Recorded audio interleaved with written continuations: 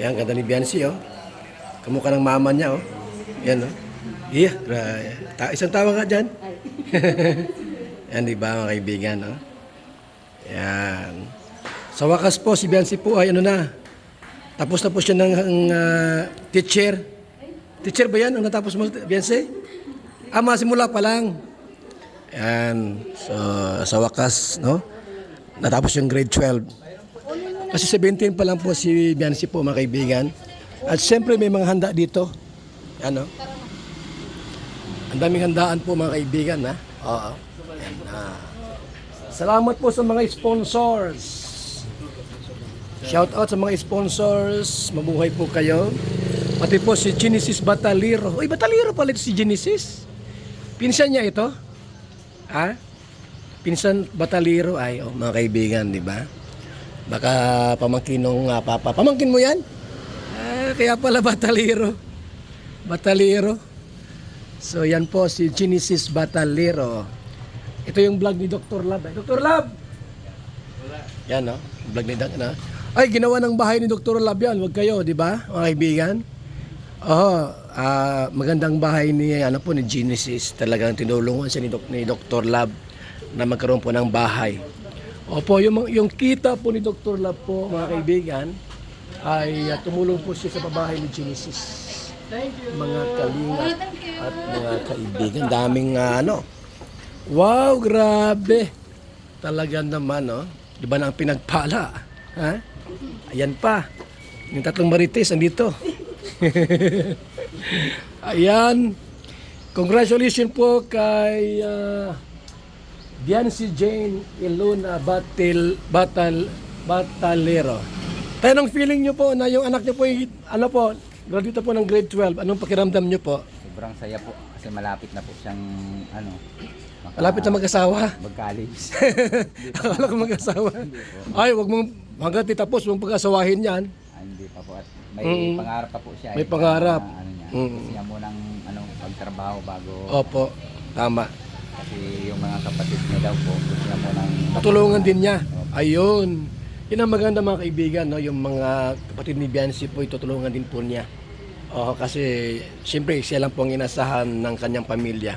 So masaya po kayo, kuya, sa graduation ngayon. ay sobra po. Papasok ka ba? Ikaw ba ang papasok? Siya po. Darating ba si Papa Eds? Darating, no? Baka kasama ni Kalinga Prab. Aha. So ayan, ayan na si Biancy, oh. Sasakay na po sa sasakyan ni Dr. Lab ito masakay ay. At scout ni Dr. Lab. Yan, no? Talaga ganda ni Biancy, mga kaibigan. It's only 17 years old. 17 years old po si Biancy, mga kaibigan. Aha. Ito naman po ay 34 years old. Ano na ako? 19. So sige na, at tayo ipupunta rin doon ngayon. Makikiisa kami at makikisaya. May dala kaming 24 na electric fan, Biancy, para sa school nyo. May dala kaming 24 na pirasong electric fan, mga kaibigan. Ayan, naroon na yung electric fan doon sa loob. Naroon na sa loob, mga kaibigan. Yan po ang electric fan po. Ang dami niyan, mga kaibigan, electric fan. So, papunta na kami ngayon sa Pambuhan, mga kaibigan. Papunta na kami sa Pambuhan ngayon, mga kaibigan. Kasama namin si Biancy. Ayan. So, ito yung pinaka-cruising po nung barangay po nila. At ito yung papunta pong Pambuhan, mga kaibigan.